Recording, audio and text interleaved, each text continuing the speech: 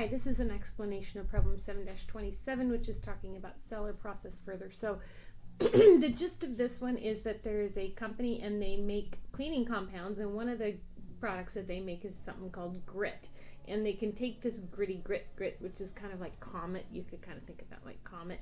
And it can be sold all by itself, or you can take some of that grit and refine it down and make some silver polish. So you can take some of that grit and turn it into silver polish. So anyway, so they've given us some information, and they've even told us that there's some further processing that requires a 1/4 pound of the grit to make the silver polish.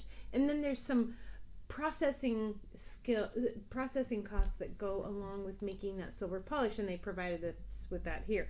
So they also told us that there's some overhead, and some of it can be avoided and some of it can't, and we'll get to that in a minute.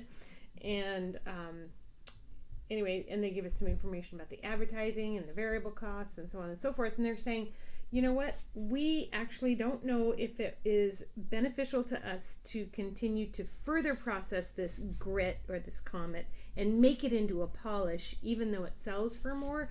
We don't know if that makes sense. So this is our job in life right now, is to help them analyze that. So I am going to use slightly different numbers than your homework, just so that you can get the idea, because otherwise you'll just watch this and plug the numbers in and have no idea. So I kind of want you to use your own numbers in the homework, but we're going to do the same thing. So I just pasted this into a document, and I kind of underlined and bolded some things. So grit costs $1.20 to make and sells for $11.40. Pretty good margin, right?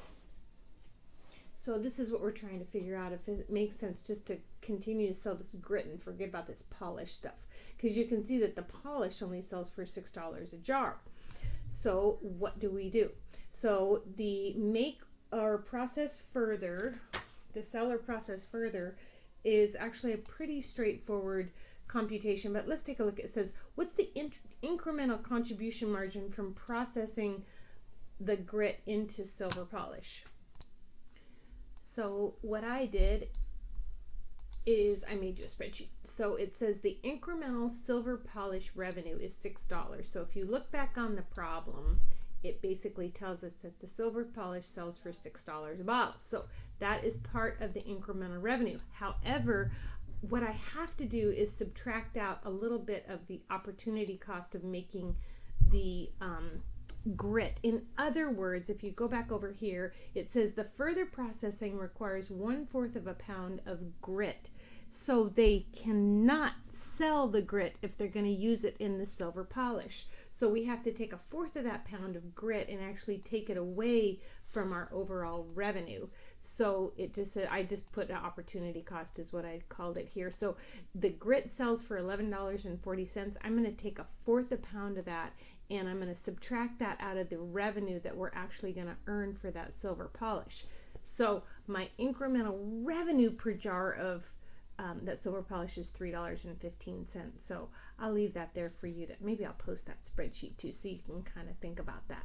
All right, so then it asks us for the incremental variable costs. So over here we have an incremental variable cost. It says the further processing has these other costs. So there's other ingredients, 60 cents. Direct labor is $1.40. So on my spreadsheet, here's my 60 cents and my $1.40.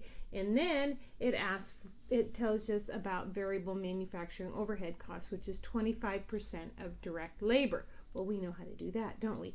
My direct labor is $1.40. So all I did here was I took $1.40 and divided it by 0.25 to get a 25% rate on the variable manufacturing overhead. Then it says that the variable selling costs, I actually should put, are 5% of the sales. Okay. So I just took the $6, this is supposed to, I was using another example, apologies. So there's the $6 times the 0.05 cents, and it's 30 cents. So my total variable incremental cost of processing this further are $2.65. So the contribution margin per jar is 50 cents. Now, again, remember your numbers will be different, but you will have an amount for other ingredients, direct labor, variable manufacturing overhead, and your variable selling costs. These are all costs that I have to incur if I'm going to process further. Okay, so, and it's positive, so that may mean that I could potentially process it further, because 50 cents is better than 0 cents. Then the next part asks me for, well, how many, I'll get back to this problem here. It says down over here, what's the minimum number of jars the silver polish must be sold to justify continuing processing it in taking the grit and turning it into silver polish? That is a break-even question. So you and I remember from a previous chapter that how do we deal with break-even point? We take our total fixed costs and we divide that by our contribution margin. So the contribution margin we just figured out. Now we just have to look at our fixed costs. So what are my fixed costs? So I come over here and it tells me basically that the production supervisor has nothing other than to do than make silver polish. Boom, fixed cost right there. Okay, so that's one of the things.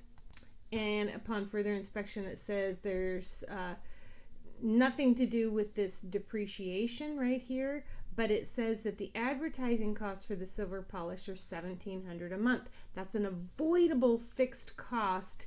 If I don't produce silver polish, I don't have to advertise for it. So my true fixed costs for doing the polish are the $3,300 and the $1,700, otherwise known as $5,000. So what's my break-even point? Over here you can see that I took my total fixed costs and divided it by my contribution margin, and I came up with, and this is not a dollar, this is units. So that's how many units I must sell to break even. Now, just for fun, we calculated this out and we said, well, if I sell 9,000 jars of polish, which is obviously less than that, does it make sense for me to do that? And you can see that 22,450 is less than 22,950. In other words, it doesn't make sense for us to do that. But if we operate at the break-even part for processing the polish, then our contribution margin for that is 25.5, which is the same as the common costs over here. And if I produce more, so the more I produce of the polish, the better off I'm going to be, because 28,550 is better than 28,050. But that should help you get through that thinking part of the problem.